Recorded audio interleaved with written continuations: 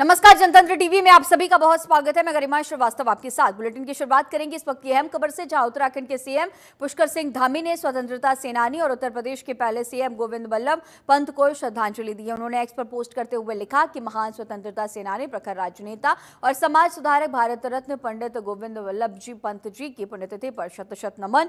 राष्ट्र निर्माण में आपका अतुलनीय योगदान और विचार सदैव हमें देश सेवा के लिए प्रेरित करते रहेंगे।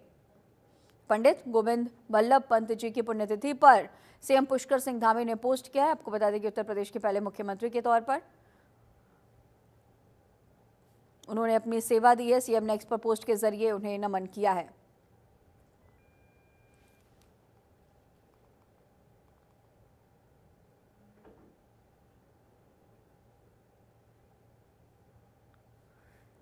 और रुड़की पहुंचे विधानसभा अध्यक्ष रितु खंडूरी को रुड़की के दोनों प्रेस क्लब के माध्यम से एक ज्ञापन दिया गया। 3 दिनों पहले नगर निगम की बैठक में मेयर और रुड़की विधायक प्रदीप बत्रा के द्वारा पत्रकारों को कवरेज के लिए एंट्री नहीं दी गई थी और इससे लेकर पत्रकार समाज में भारी रोष व्याप्त है। इसके चलते पत्रकारों ने विधानसभा अध्यक्ष रितु खंडूरी को एक ज्ञापन सौंपकर विधायक प्रदीप बत्रा पर उचित कार्रवाई की मांग की है। वहीं रितु खंडूरी ने पत्रकारों को इस संबंध में उचित कार्रवाई का आश्वासन दिया।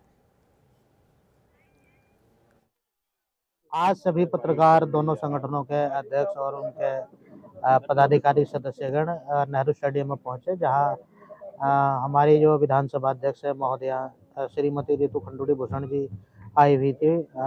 उनको पत्रकारों ने अपनी नाराजगी प्रकट करते हुए ज्ञापन सौंपा और नगर विधायक के खिलाफ नियमानुसार कार्रवाई की मांग करी और ये भी कहा है कि उन नगर विधायक प्रदीप बत्रा और महापौर अनीता अग्रवाल द्वारा पत्रकारों की स्वतंत्रता को जो दबाने का और उनसे जो है मतलब उनके मान मर्यादा को ठेस पहुंचाने का जो काम किया गया है वो बेहद निंदनीय है।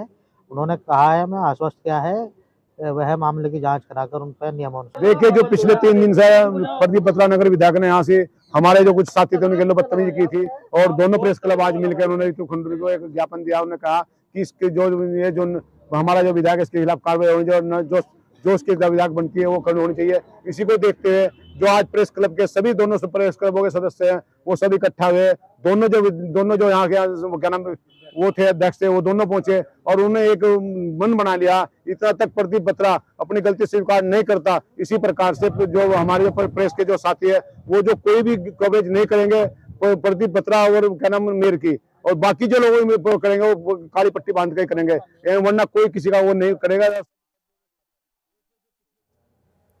और रुड़की के नेहरू स्टेडियम में चले विकसित भारत विकसित उत्तराखंड प्रदर्शनी में मंत्री सुबोध उनियाल और मंत्री सौरभ बहुगुणा ने शिरकत की। उन्होंने प्रदर्शनी के विभिन्न स्टॉल पर पहुंचकर जानकारी ली। प्रदर्शनी में कृषि, कूट उद्योग, लघु उद्योग समेत अन्य प्रकार के स्टॉल लगाए गए हैं। प्रदर्शनी लगाने का उद्देश्य लघु उद्योगों को बढ़ावा देना है, इससे लोगों को रोजगार मिल सके। प्रदर्शनी में पहुंचे मंत्री सुबोध उनियाल ने कहा कि सरकार का उद्देश्य है कि प्रत्येक व्यक्ति को रोजगार मिले। सौरभ बहुगुणा ने कहा कि ऐसी प्रदर्शनी प्रत्येक जिले में लगनी चाहिए।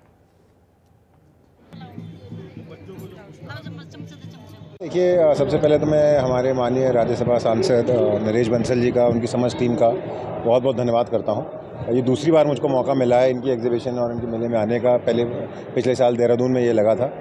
अच्छी चीज़ है क्योंकि पूरे प्रदेश में भाई साहब के माध्यम से जो भी हमारी सरकारों की योजनाएं चल रही हैं, चाहे वो केंद्र सरकार की हो चाहे वो प्रदेश सरकार की हो, एक लोगों को मंच मिलता है अपनी प्रदर्शनी दिखाने का, अपना टैलेंट दिखाने का।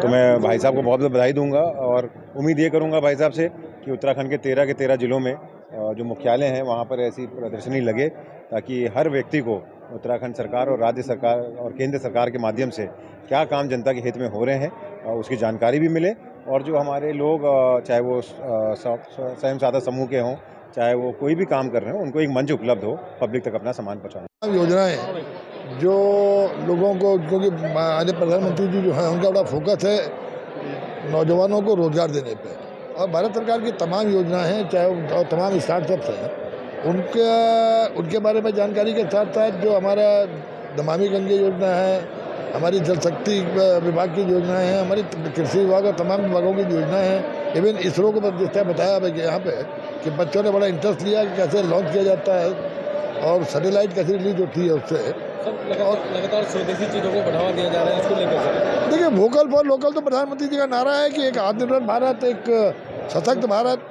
एक मजबूत भारत तो तभी हो सकता है जब आप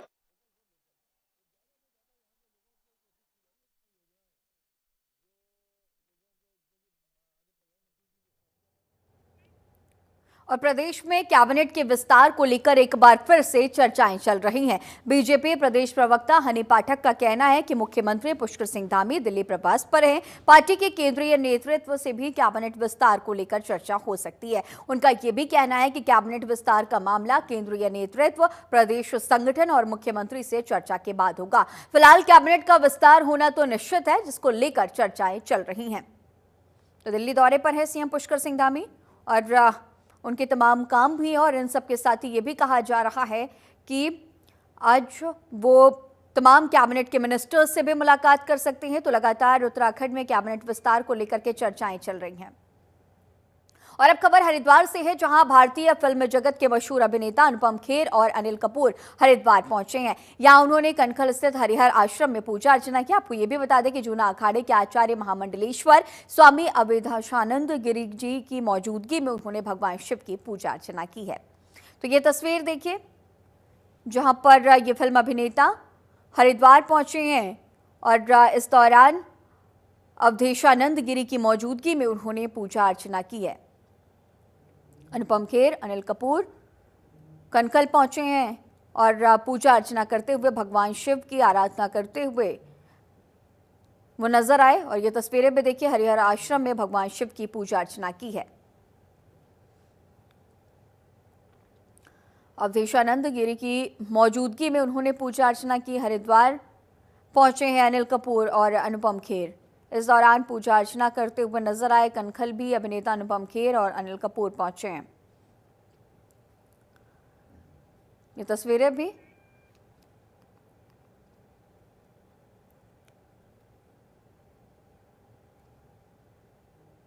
और उत्तराखंड में बिजली के प्रीपेड स्मार्ट मीटर को लेकर लगातार कांग्रेस सवाल उठा रही है।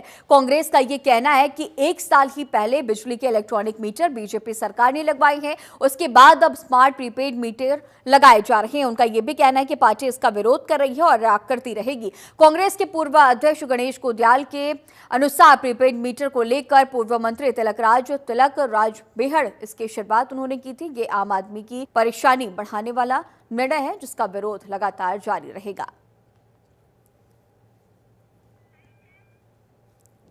सरकार का जो प्रीपेड मीटर की जो बात है, सरकार को पहले ये जवाब देना चाहिए कि सरकार ने ठीक 1 साल भी नहीं हुआ अभी कि इलेक्ट्रॉनिक मीटर लाई थी, और अब 1 साल में उन इलेक्ट्रॉनिक मीटरों की जगह प्रीपेड मीटर की बात कर रही है। सरकार किसको फ़ायदा पहुंचा रही है? ये जो मीटर बनाने वाली कंपनियां हैं, इनसे कमीशन की सांठगांठ तो नहीं है? दूसरी बात है कि भाई जो आज तक जो परिवेश रहा, वो परिवेश ऐसा नहीं है कि पहले पैसा दे दो और उसके बाद बिजली खरीदो। ये जैसे हम मोबाइल चार्ज करते हैं, पहले पैसे देते हैं तब हमारा 1 महीने मोबाइल चलता है। सरकार उसी तरह इलेक्ट्रिक मीटरों में भी लाना चाह रही है। ये सरकार का ये कहना, एक मैंने देखा कि एक सचिव महोदय कह रहे थे कि हम पहले अधिकारियों से और मंत्रियों से इस बात को शुरू करेंगे। ये बहुत ही बचकाना स्टेटमेंट था सरकार का। मैं इस पे ये कहना चाह रहा हूँ कि वो लोग तो भाई, अधिकारी और मंत्री तो सक्षम है। मैं तो समझता हूँ कि अधिकारियों को और उनको मंत्रियों के जो घर हैं, उन पर तो शायद वो बिल सरकारी भर्ती होगी। हम तो लड़ाई आम आदमी की लड़ रहे हैं, और आम आदमी की लड़ाई को लड़ने के लिए बेहड़ जी ने, आपने देखा कि इसकी शुरुआत की। और हम स्मार्ट मीटर को लेकर के लगातार अब बयानबाजी की जा रही है। 1 साल पहले ही इलेक्ट्रॉनिक मीटर लगाए गए थे। कांग्रेस नेता के ये बयान, और उन्होंने कहा कि हम इसका विरोध करते हुए नजर आएंगे। आम आदमी की परेशानी बढ़ाने वाला ये प्रीपेड मीटर होगा। और अब 1 साल पहले स्मार्ट मीटर लगाए गए थे, जिसके बाद अब प्रीपेड मीटर लगाने के बाद बीजेपी की सरकार कह रही है। स्मार्ट मीटर पर गणेश गोदियाल के ये तमाम बयान सामने आए हैं और इसके जरिए उन्होंने सरकार पर निशाना भी साधा।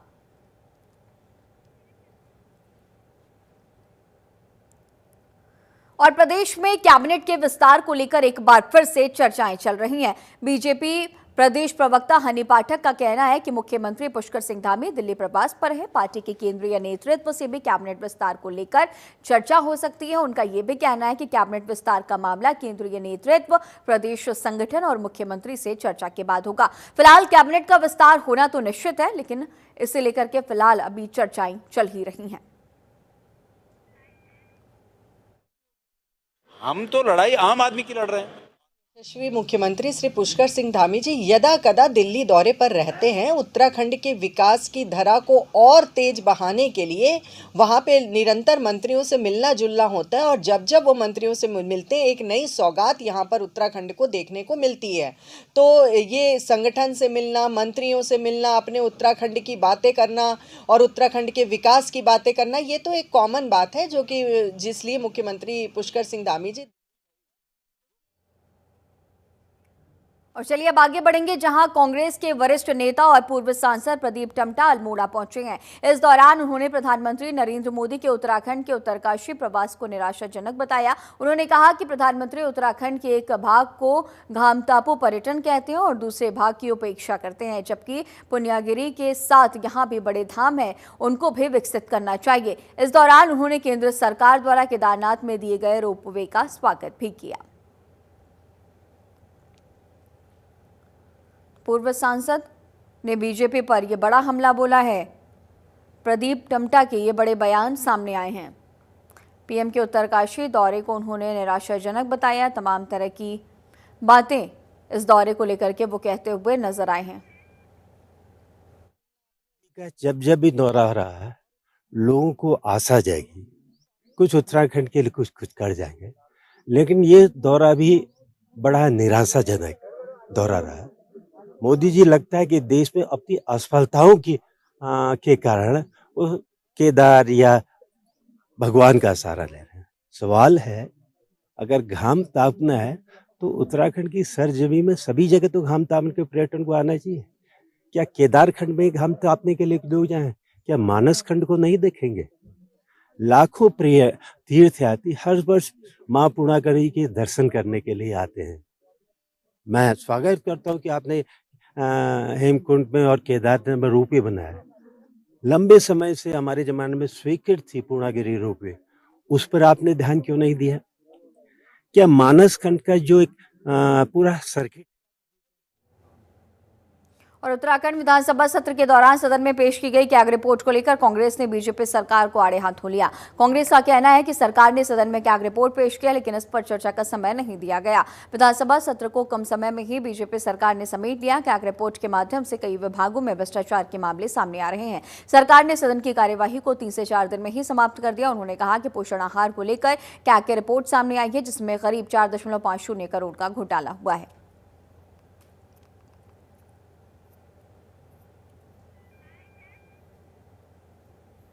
अब देखिए, मेरी बात सुनिए, सरकार कैग की रिपोर्ट को छुपाने के लिए तो ये काम करती है कि सदन की कार्रवाई 2 ही 3-4 दिन में समेट देती है। कैग की रिपोर्ट के ऊपर भी सदन में कम से कम 2-3 दिन चर्चा होनी चाहिए। कहाँ हुई? नहीं हुई कोई चर्चा। और इसलिए चूंकि अब सदन में चर्चा नहीं हुई, अब धीरे धीरे छनकर बातें बाहर आ रही हैं, कैग की रिपोर्टें विपक्ष के नेताओं के पास आ रही हैं। तो जब जब जो बात हमारे संज्ञान में आएगी तब तब उसके खिलाफ बात उठाई जाएगी। अभी जो पोषित आहार, जो आहार बच्चों को दिया जाता है, उस पर एक बड़ी रिपोर्ट आई है कि 450 करोड़ रुपए खर्च हुआ, लेकिन बच्चों के जो आहार जिस स्टैंडर्ड का मिलना चाहिए उसमें बड़ी खामी पाई गई। तो जब भाई बात पता चली तो हमारे प्रदेश अध्यक्ष जी ने इस बात को उठाया है और निश्चित रूप में सरकार को हम घेरेंगे। तो ये जब जब जो बात, सरकार इन बातों को विपक्ष या जनता के बीच नहीं आने देना चाहती, ये बचाना चाहती है, इसलिए उस रिपोर्ट को पटल पर ऐसे समय रखा जाता है कि 2-3 दिन में सदन ही समेट लिया जाता है। तो देखिए, जो भी सरकारें हों, सरकारों को ट्रांसपेरेंट होकर काम करना चाहिए। कैग की रिपोर्ट में अगर किसी पर कोई उंगली उठी है तो उसकी निष्पक्षता से जांच होनी चाहिए और दोषियों के खिलाफ कार्रवाई होनी चाहिए।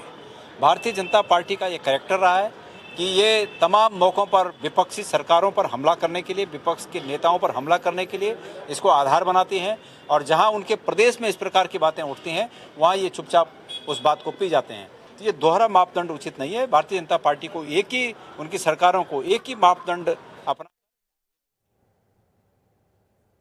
और अब खबर देहरादून से है, जहां वीर माधो सिंह भंडारी उत्तराखंड तकनीकी विश्वविद्यालय में चल रहे फर्जी डिग्री जांच प्रकरण और भ्रष्टाचार परीक्षा और वित्तीय अनियमितताएं सुर्खियों में है। इसे लेकर डीएवी छात्र संघ अध्यक्ष सिद्धार्थ अग्रवाल के नेतृत्व में छात्र संगठनों सीएम धामी को ज्ञापन सौंपा गया। वहीं सरकार ने त्वरित कार्रवाई करते हुए नए वाइस चांसलर की नियुक्ति के लिए विज्ञापन प्रकाशित कर दिया। साथ ही शासन की समिति ने वाइस चांसलर द्वारा डॉक्टर ओमकार सिंह द्वारा अपने प्रभाव के आधार पर ईआरपी कंपनी से मिलीभगत की भी पुष्टि की है। इसके बाद डॉक्टर ओमकार सिंह अपने प्रभाव के आधार पर मामले को रफा दफा करने में जुट गए हैं। इस दौरान सिद्धार्थ अग्रवाल ने कहा कि छात्रों का मकसद आरोपियों को जेल भेजना नहीं है, बल्कि छात्रों के साथ हुए अन्याय के एवज में न्याय की मांग करना है। पूरे मिले हुए हैं, साथ में मतलब पैसा खाने का काम कर रहे हैं, बच्चों को लूटने का काम कर रहे हैं। पहाड़ का जो एक गरीब बच्चा है जो चाहता है कि उसे बेहतर शिक्षा मिले, जिसके माँ बाप किसान हैं, खेतीबाड़ी कर रहे हैं। जी हाँ जी सर, हुई है। जो मैं बीटेक एमबीए वाले बच्चों की बात आपको बता रहा हूँ, जिसकी ओरिजिनल डिग्री में अलग ईयर मेंशन है, प्रोविजनल में काफ़ी बच्चों ने सीएम पोर्टल पे भी शिकायत करी थी, लेकिन उस पर उन्हें कोई मतलब ऐसा कोई सॉल्यूशन मिला नहीं।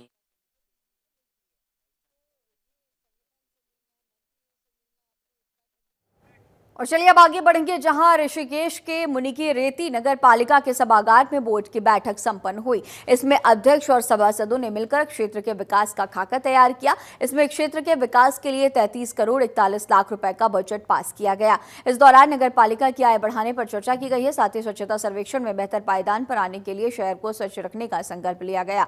वहीं बैठक में मेयर ने सभासदों की समस्याओं के समाधान करने का आश्वासन भी दिया है।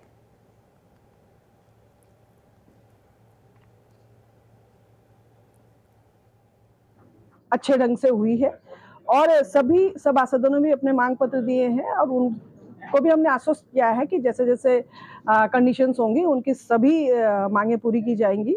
और जितने भी हमने अपने कुछ एजेंडे रखे थे वो सभी बोर्ड में पास हुए हैं, सभी सभासदों की सहमति से वो पास हुए। मुख्य इसमें आज एक हमें अच्छी गुड न्यूज़ भी मिली है कि हमने आज एक जो 2014 से हम एक जो पुस्तकालय था वो क्रेजी फाउंडेशन के पास था, वो आज मतलब उन्होंने खुशी खुशी आज हमको हस्तगत किया है। और उसमें भी हमने जब उनको अपने एजेंडे के बारे में बताया कि उसमें हम हाईटेक लाइब्रेरी बनाना चाहते हैं, उसका भी हमने रखा कि एक हाईटेक लाइब्रेरी हम वहाँ पर बनाएंगे। और अब खबर लक्सर से है, जहां नगर पालिका अध्यक्ष संजीव नीतू ने हंस फाउंडेशन की ओर से पालिका कार्यालय में निःशुल्क चिकित्सा शिविर लगाया। शिविर में खासतौर पर आंख, कान और गला विशेषज्ञों की टीम ने लोगों का स्वास्थ्य परीक्षण कर उन्हें दवा दी है। इस मौके पर पालिका अध्यक्ष संजीव नीतू ने कहा कि चिकित्सा शिविरों से गरीब मजलूम लोगों को स्वास्थ्य लाभ मिलता है। गरीबों और असहायों की सेवा ही सच्ची समाज सेवा है। पहले भी लगवाया था, चुनाव से पहले भी लगवाया था, 3-4 महीने पहले। उसमें काफ़ी लोगों ने इसका लाभ उठाया, काफ़ी लोगों की इसमें आंखें बनी थी, सब लोग स्वस्थ हैं, बढ़िया हैं, बहुत अच्छा लगा। उसके बाद काफ़ी लोगों की फिर डिमांड थी कि एक इस तरह कैंप और लगाया जाए।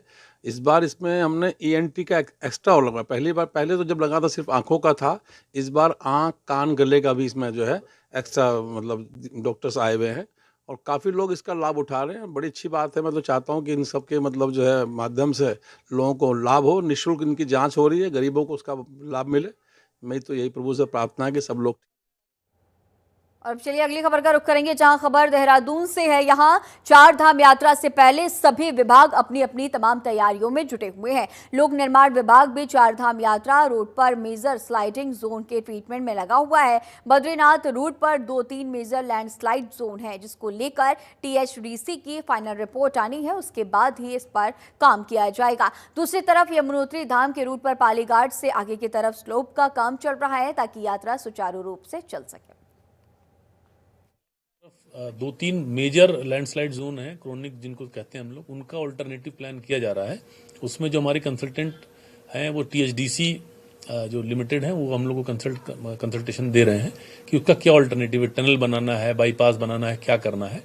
तो उसमें थोड़ा टाइम लग रहा है अभी, जब तक वो अपनी फाइनल रिपोर्ट नहीं देते हैं, जब तक हम उसका ऑल्टरनेटिव नहीं कर पा रहे हैं। या स्लोप ट्रीटमेंट भी अगर करना तो वो उसमें सजेस्ट करेंगे, क्योंकि बड़ा पोर्शन है, काफ़ी सारा टाइम और इसमें पैसे लगने की संभावना है। यमुनोत्री की तरफ जो मेजर काम है उस पर स्लोप स्टेबलाइजेशन का काम किया जा चुका है, जो आगे पालीगाड़ से आगे वाला पोर्शन है उस पर अभी रोड कटिंग होनी है, क्योंकि उसमें सैंक्शन हो गया है, जो HPC से भी सैंक्शन हो गया था, जो माननीय उच्चतम न्यायालय की जो कमेटी थी वो भी आई थी, उन्होंने भी अपनी सहमति दे दी थी इसको बनाने के लिए। तो उस पर जब काम होगा तो उसके बाद बाकी जहां पर भी स्लोप का काम होंगे उसको भी हम लोग टेकअप करेंगे।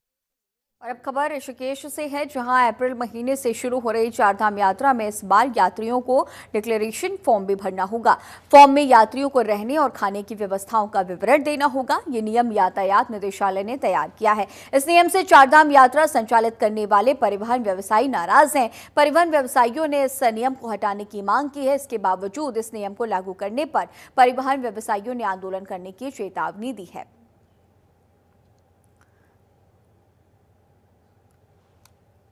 तो चारधाम यात्रियों को अब डिक्लेरेशन फॉर्म भरना होगा। इसे लेकर के परिवहन व्यवसायी निराश नजर आ रहे हैं और इसके साथ ही उन्होंने आंदोलन की चेतावनी भी दी है।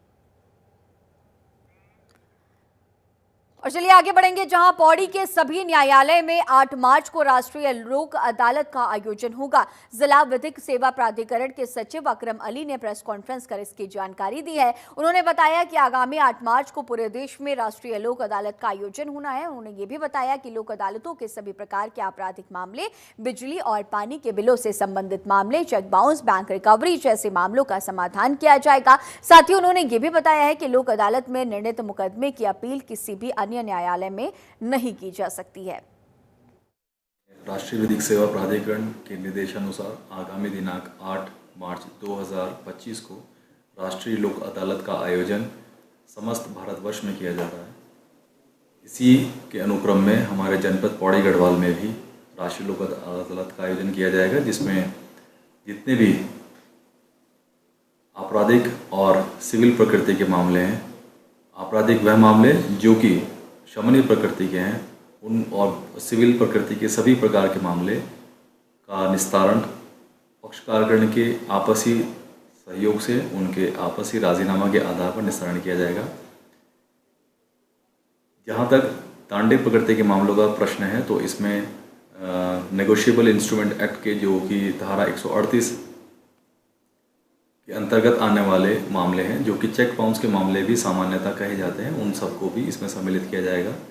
मोटर वाहन अधिनियम के वह सभी मामले जो कि शमनीय प्रकृति के हैं, इसी प्रकार जो भारतीय नागरिक संहिता और IPC के अंतर्गत जो कि शमनीय प्रकृति के मामले हैं, वह सभी इसमें इनको निस्तारण किया जाए।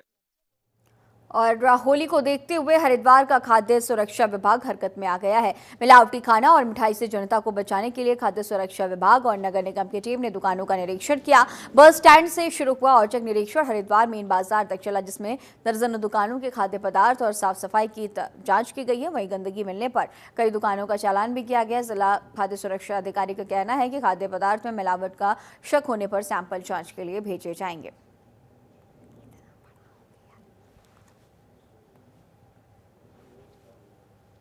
दरअसल आजकल होली के त्यौहार को विशेष दृष्टिगत रखते हुए हमारा खाद्य सुरक्षा आयुक्त महोदय और जिलाधिकारी महोदय के निर्देश अनुसार आज हम संयुक्त टीम के साथ अभियान चला रहे हैं इंस्पेक्शन का, जिसमें नगर पालिका की टीम भी हमारे साथ है।